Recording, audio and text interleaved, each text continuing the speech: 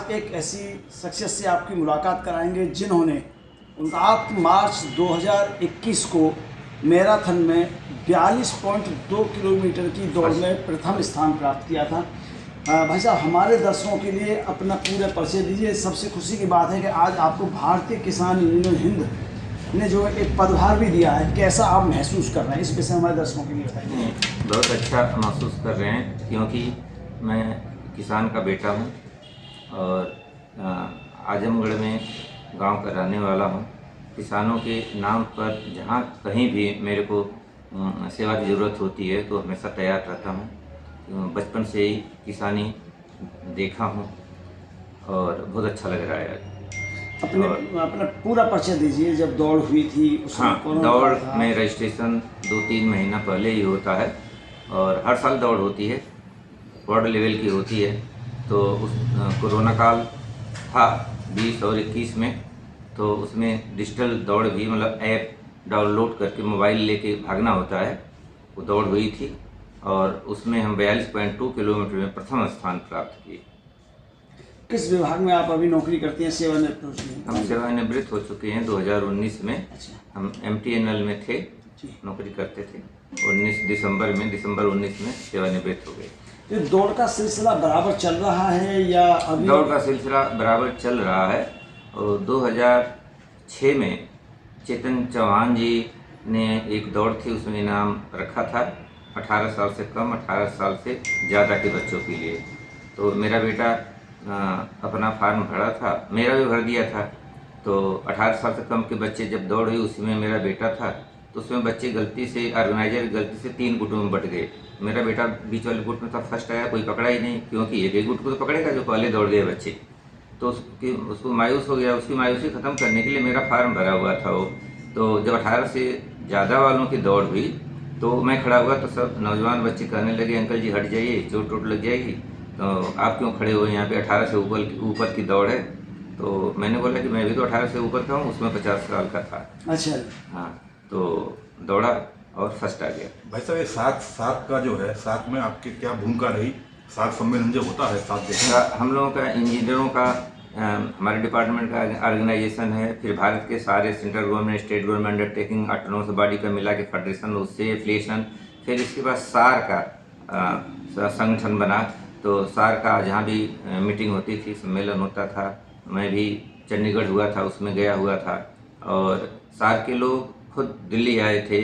मेरे यहाँ एक प्रोग्राम था मुखर्जी नगर में, उसमें भी सार के लोग आए थे। और इंडिया के तो सारे डिपार्टमेंट का संगठन हमारा है ही है, जिसका हेडक्वार्टर दत्त भवन है, न्यू अशोक नगर में बना हुआ है। तो इस समय क्या, और अपने डिपार्टमेंट का मैं जनरल सेक्रेटरी, फिर प्रेसिडेंट रहा ही। इस समय कितनी उम्र है लगभग आपकी? मेरी 1-1-60 जन्म तिथि है। तो लगभग कितनी उम्र बढ़ती है? तो 63 बैठती है। इस समय आप प्रतिदिन लगभग सेक्टर कितना, नोएडा कितने सेक्टर से? 82 से, और प्रतिदिन कहाँ तक की दौड़ लगाते हैं? जब कंपटीशन देना था उससे पहले मैं 2 महीना लगातार दौड़ के इंडिया गेट की तरफ जाना, इंडिया गेट से फिर वापस आना, क्योंकि दिल्ली रहता था तो रूट सब देखा हुआ था। प्रैक्टिस भी वहीं करता था, नेहरू स्टेडियम में, लोधी गार्डन में और नेहरू पार्क में। तो वो सारे रूट देखे थे, तो उसी रूट पर मैं जाता था और आता था, प्रैक्टिस किया, फिर उसका रिजल्ट मेरे को मिल गया 7 मार्च। प्रतिदिन जो दौड़ लगाते हैं, एक तरफ है जैसे योगा का चल रहा है, तो प्रतिदिन दौड़ लगाते हैं, तो क्या इससे हमारे शरीर को भी एनर्जी बराबर मिलती है? क्या संदेश देना चाहते हैं जो आज के युवा हैं और जो बुजुर्ग लोग हैं, जो आलसी लोग हैं, उनके लिए क्या संदेश देना चाहते हैं? संदेश ये देना चाहते हैं कि 2006 से लगातार हम दौड़ रहे हैं। तो मैं अपना, एक तरह से मेरा टेस्ट हुआ कोरोना पीरियड में। हमारी कॉलोनी में बहुत सारे कोरोना के पेशेंट्स हो गए, क्योंकि 10,000 से ऊपर, 10,000 से 14,000 के बीच की आबादी है।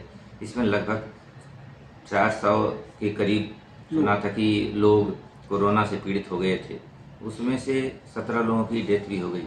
तो लोगों को घर घर खाना पहुंचाना, दवाइयां पहुंचाना, आइसोलेशन सेंटर में ले जाना, अस्पताल में भर्ती करवाना, उनको सिलेंडर गैस के अरेंजमेंट करना, जो जिनकी डेथ हो जाती थी उनको स्मशान घाटों पर ले जाने के, सब लोग डरते थे।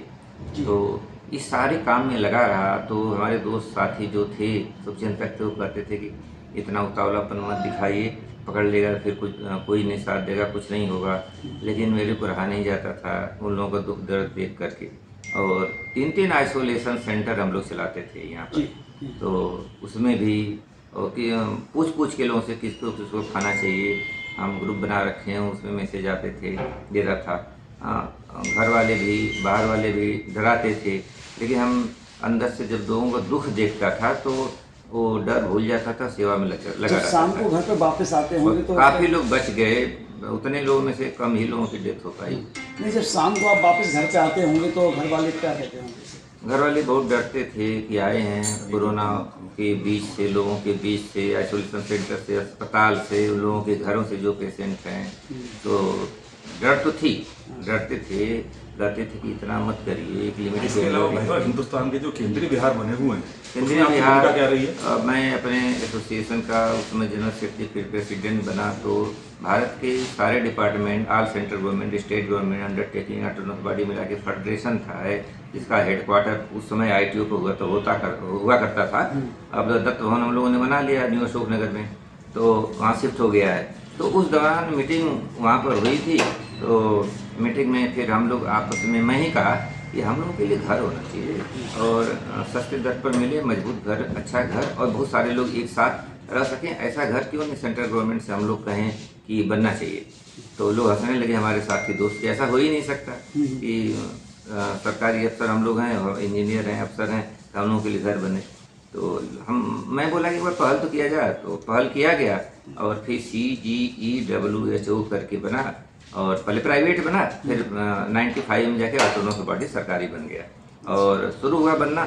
आज 33 कॉलोनियाँ देश भर में बन गई, जिसमें 3 तो नोएडा में ही है, सेक्टर 51 में, 82 में, P4 में, बाकी 30 हिंदुस्तान के और शहरों में।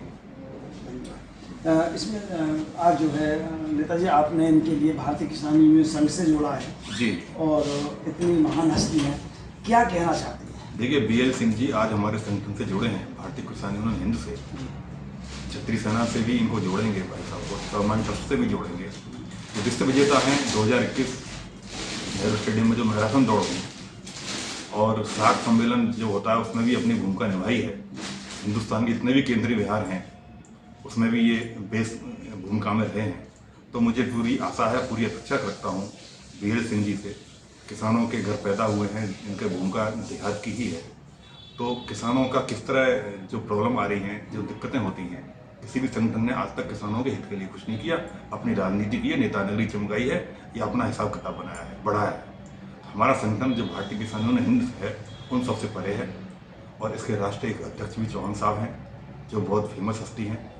मैं अपेक्षा रखता हूं कि BL सिंह जी उन सारी चीज़ों पर खरे उतरेंगे और किसानों के हित में इस संगठन को आगे बढ़ाएंगे। इसी पे एक सवाल है। महेंद्र सिंह टिकैत वो एक ऐसे जन नेता, जनाधार वाले किसान नेता थे चौधरी चरण सिंह के बाद में, कि वो किसानों के लिए बहुत कुछ करने के लिए आतुर रहते थे, बहुत कुछ किया भी उन्होंने। और उस समय वो चाहते तो बड़ी प्रचंड बहुमत से उत्तर प्रदेश के मुख्यमंत्री बनते। उस समय ये उत्तराखंड बना नहीं था, पूरे संगठित अखंड उत्तर प्रदेश के मुख्यमंत्री बन जाते। लेकिन टिकैत साहब में कभी ऐसी चीज़ रही नहीं। वोट क्लब पर जितनी लाखों की संख्या में उन्होंने रैली की 90 के दशक में, वो एक इतिहास बन चुका है। लेकिन उसके बाद जितने भी संगठन हैं, उनका नाम लेना उचित नहीं समझता। जितने भी हैं अपन उनके नामों पे हैं, वो सिर्फ अपनी राजनीति चमकाते हैं। उसमें काफ़ी बंदे अच्छे भी हैं, किसानों के हित में भी काम करते हैं, अपवाद हैं, लेकिन अधिकांश उसमें सिर्फ राजनीति चमकाने वाले हैं, अपना व्यापार बढ़ाने वाले हैं, अपनी जेब गर्म करने वाले हैं। हमारा संगठन जो है, उसका मैनिफेस्टो आप देखेंगे, जो हमारी मांगे हैं, तो जितने संगठन हैं उन सबसे अलग है। और ये सिर्फ पैसे उगाही के लिए या किसान को एक मुद्दा बनाकर अपनी राजनीति चमकाने के लिए नहीं होगा।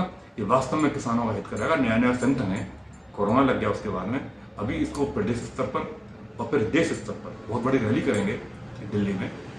तो उस तरीके से इसको आगे बढ़ाएंगे। ऐसे लोग हमारे साथ जुड़ रहे हैं, इसका विस्तार कर रहे हैं। जी अच्छा BL सिंह जी, आज आप हमारे साथ जुड़े हैं फेस वार्ता यूट्यूब चैनल से।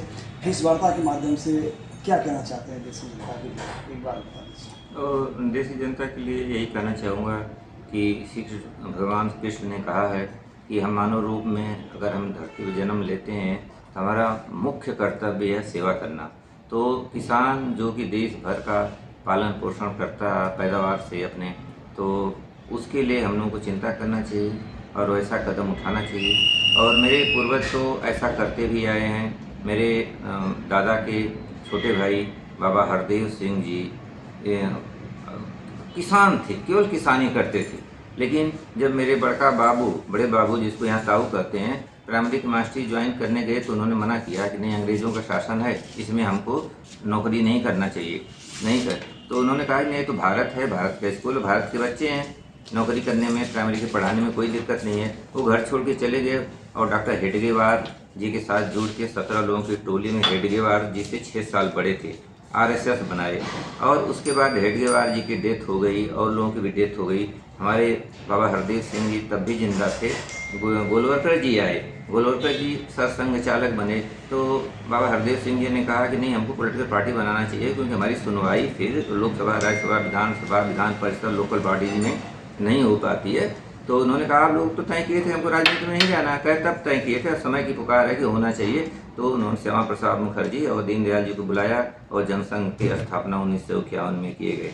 और तब भी खेती से हमेशा जुड़े रहते थे, वो काम संगठन का भी करते थे, खेती का भी करते थे। हमारे गांव, हमारा ब्लॉक है तरवा में अंग्रेज़ों के ज़माने में बहुत उत्पाद अंग्रेज बनाते थे और नौजवानों को इकट्ठा करके तरवा थाने में आग लगवा दी। सभी पुलिस वालों से कहे कि अपने बंदूक नीचे कर लो, और इकट्ठा करके बंदूक रख दिए, उसमें आग लगा दी।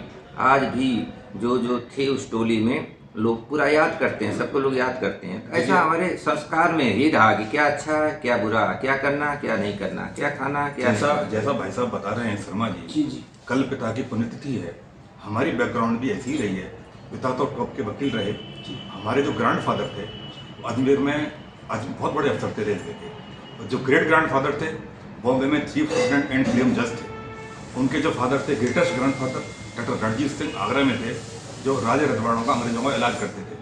उनके पिताजी ग्रेटेस्ट ग्रैंडफादर के भी फादर ब्रिगेडियर थे ठाकुर बलवंत सिंह।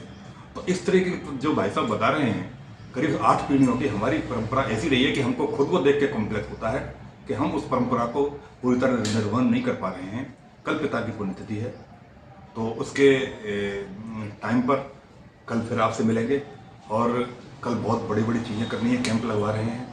और जो ये मंदिर हैं वहाँ गौशाला में 135 में जो है वहाँ गौओं के लिए दान कर रहे हैं। पिता के को याद करते हुए हमें सिर्फ एक पिता की कमी खलती है। पिता हर पुत्र के लिए बहुत गर्व करने वाले होते हैं, लेकिन मैंने अपने पिता जैसा विद्वान और सारी चीज़ों में मैंने अपने जीवन में नहीं देखा।